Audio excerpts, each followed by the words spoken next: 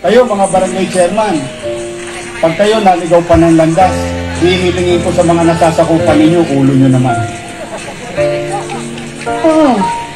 Tanungin ninyo, nasaan sila ng pandemya? Please, panatag ako. Ngayon, magsasalita ako. Huwag na huwag ninyong pagkakatiwalaan. Yung mga biglang lumalabas, sino man taga Maynila? Kung gusto nyo matuloy ang mga yan, huwag na huwag kayo nagpapaniwala kay Marites. Alala ngayon, mga kababayan, may mga politikong hindi natin nakita panahon ng pandemya, biglang lumalabas ngayon. Naku, Diyos ko, at nagdagaling-galingan. Ako'y paalala lang, ha? Kaya pakiusap ko sa inyo. Ito naman, ha? Mga batang Maynila, huwag nyo nang ibibigay sa mga luma. Ako, Diyos ko, Santo. Huwag nyo sayangin. Yung naramdaman ng anak ko na nakita ang mundo magaganda, kaya ginawa ko magandang Manila Zoo na matikman din ng mga anak ninyo, yung natikman ng mga anak ko.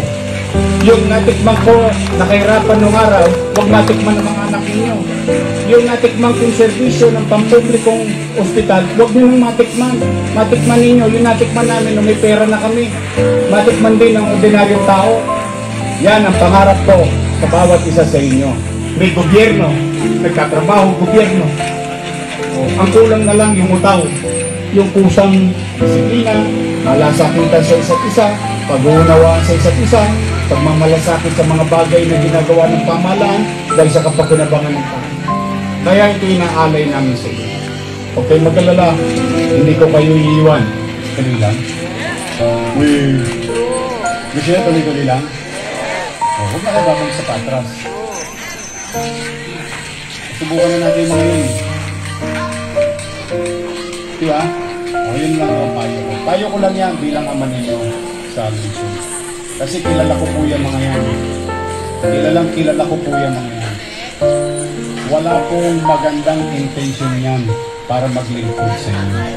The mere fact na hindi natin sila nakita nung kasagsagan ng kampanya, wala silang mabuting intensyon para sa atin.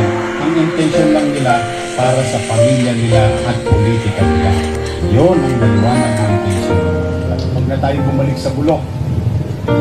Bumabangon na tayo ulit. Marami pang pwede mangyari. Marami pang pwede maganap. May kabubuti ng mga saling tayo. Ayaw nyo? Talikdan ninyo si Marites. Kasi si Marites ang nagdadala ng COVID. Kasi lawin mo, talsik na talsik. Ayan, ingat lang tayo, ingat. This is our city. It belongs to the people of Manila. It belongs to you. Lahat ng pinangako ko na 10 taon naganap 2 taon lamang. Sa atin ito.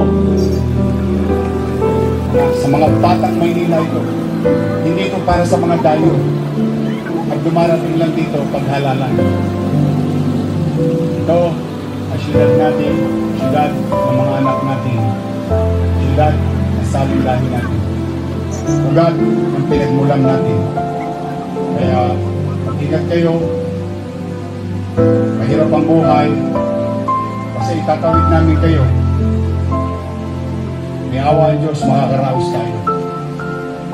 I love you.